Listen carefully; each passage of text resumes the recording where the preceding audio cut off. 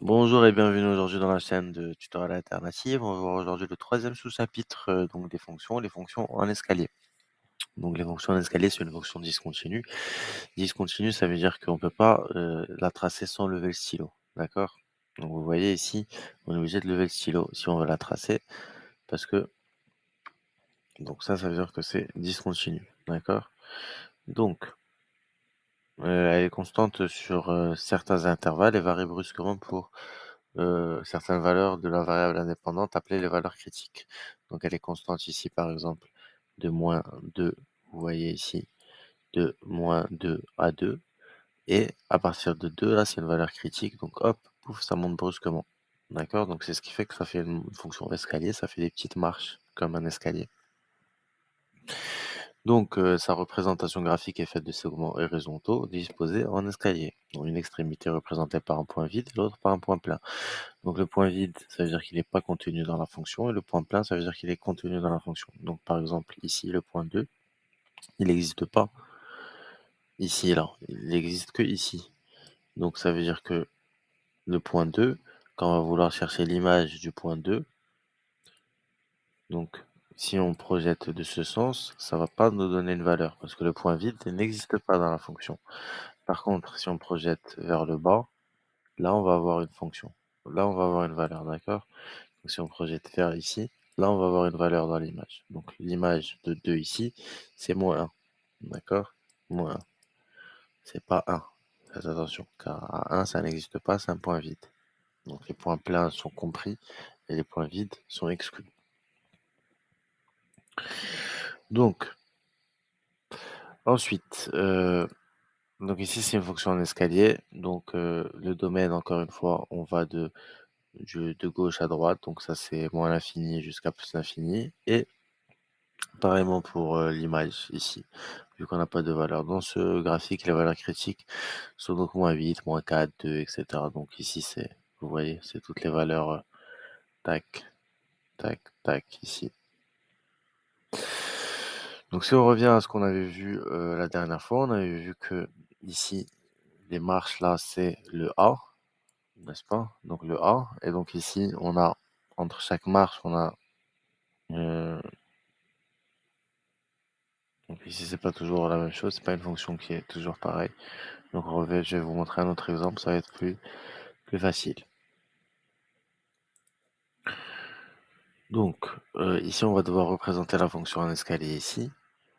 Donc si on représente la fonction en escalier ici, hop.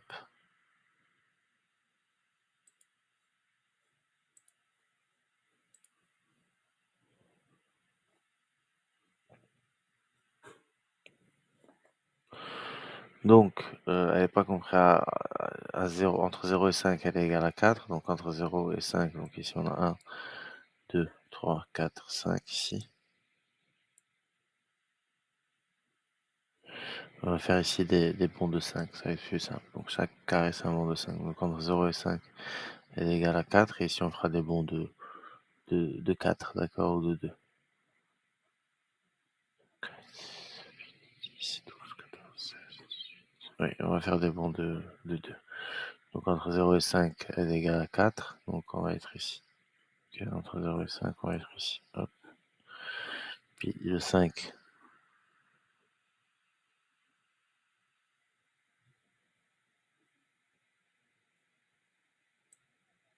Hop.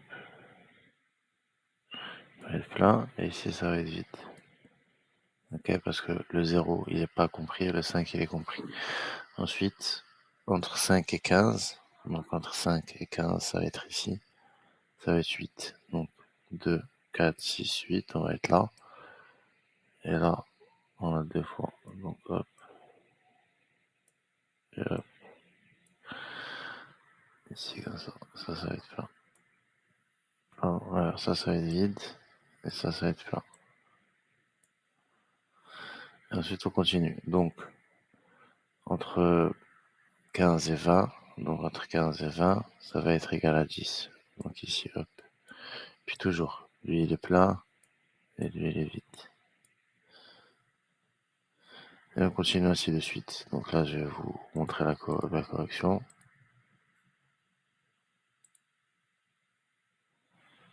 Je vais juste effacer ce que j'ai fait.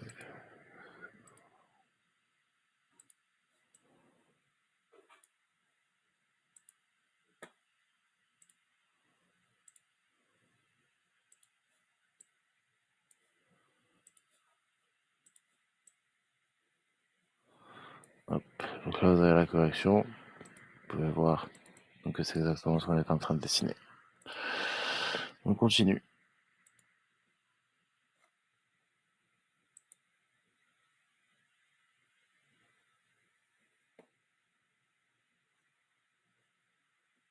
Le graphique ci-dessus représente une fonction d'escalier remplissant la table de valeurs associées à cette fonction.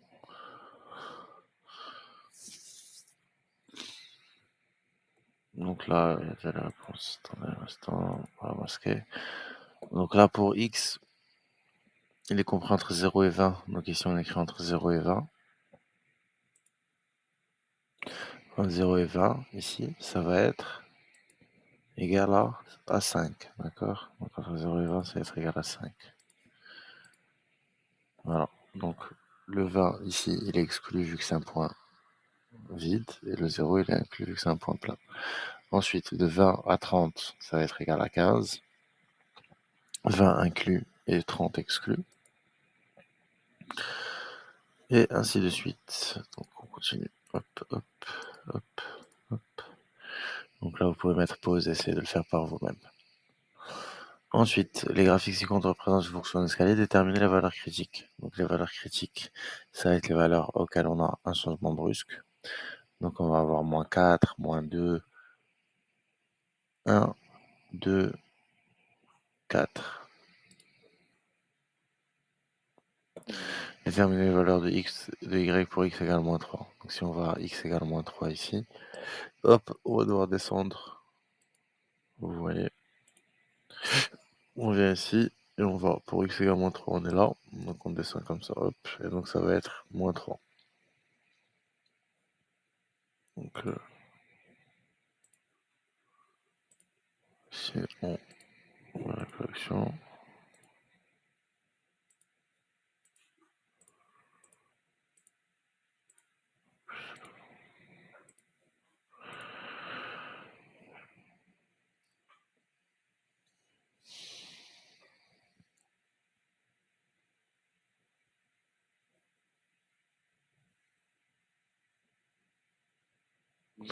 Donc là c'est moins 3, on voit pas le moins, mais c'est moins 3. Donc pour x égale moins 2, ça va être moins 1. Donc là on voit pas les moins, mais c'est moins 3 et moins 1, faites attention. Pour x égale à 4, donc là x égale à 4, vous voyez, faites attention, on ne prend pas lui, il n'est pas inclus. Donc on monte jusqu'en haut, ça va être le 4. Déterminer l'intervalle des abscisses pour lequel y égale moins 1. Donc y égale à moins 1, y égale à moins 1, ça va être de moins 2 à 1. Encore une fois, on ne voit pas le moins ici, mais faites attention, c'est bien moins 2 à 1. Y égale à 2, y égale à 2.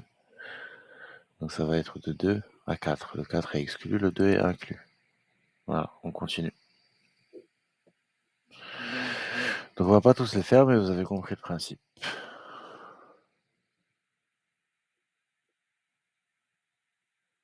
Donc là, le graphique ci-contre montre le coût d'essai d'un nouveau médicament pour 2 entreprises selon le nombre de patients traités. Pour éclairer son choix, un représentant du gouvernement vous demande de comparer le coût d'essai proposé par ces 2 entreprises. Donc on a l'entreprise B et l'entreprise verte.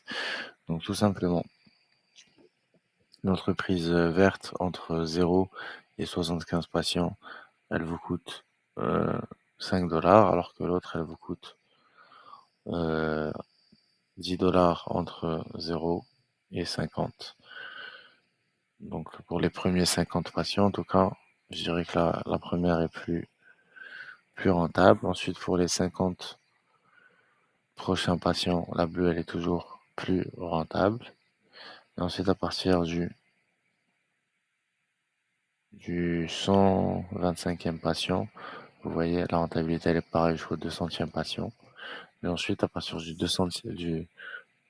175e patient, pardon, ben là, vous allez voir que la compagnie B, la verte, donc elle commence à être plus intéressante vu qu'elle est moins chère. Donc je dirais que de 0 à, à 125 du moins, de 0 à 125. Moi, j'aurais tendance à prendre la compagnie A.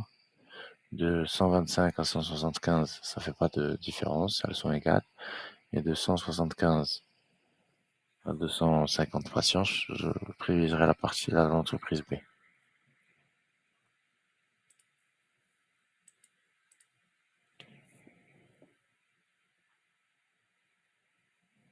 Voilà, comme c'est dit ici.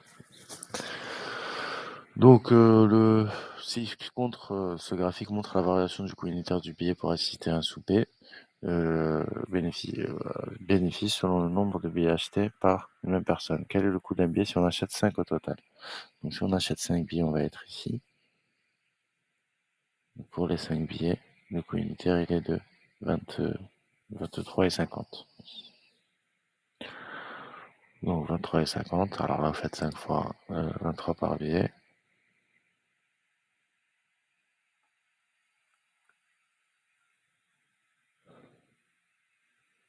Donc 23 par billet. Donc quel est le coût d'un billet si on achète ici à 5, vous voyez, juste pour vous montrer. À 5, on est là, à peu près. Donc là, 4, ça c'est 6, donc 5, on est à peu près là. Excusez-moi, c'est pas bon ce que j'ai fait. On est à peu près là.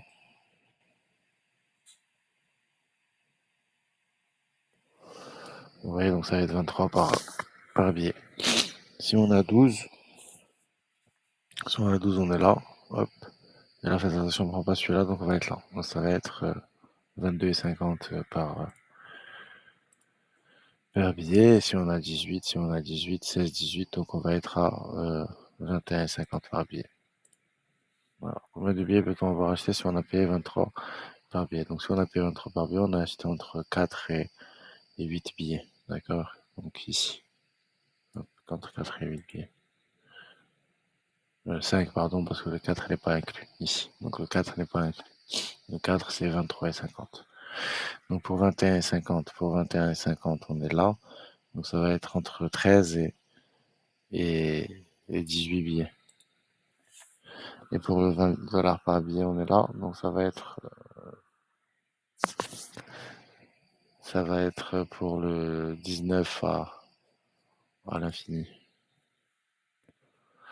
Donc combien déboursera quelqu'un qui achète 8 billets? Donc quelqu'un qui achète 8 billets, ben, vous voyez, il va les acheter à 23 $. Donc on va faire 8 fois 23. Voilà. Et ainsi de suite. Donc Ariane estime qu'il est plus avantageux d'acheter 19 billets que 18 billets. A-t-elle raison? Donc pour 19 billets, elle va payer ici à 20 $ et pour 18 billets, elle va payer à 21,50. Donc on va faire 18 fois 21,50 et 19 fois 20, on va voir la différence. Ça fait 385 et pour 19 fois 20, ça nous fait 380. Donc elle paiera 7 $ de moins, donc elle a raison. C'est mieux d'acheter 19 billets, même si on n'est que 18. Voilà, on continue.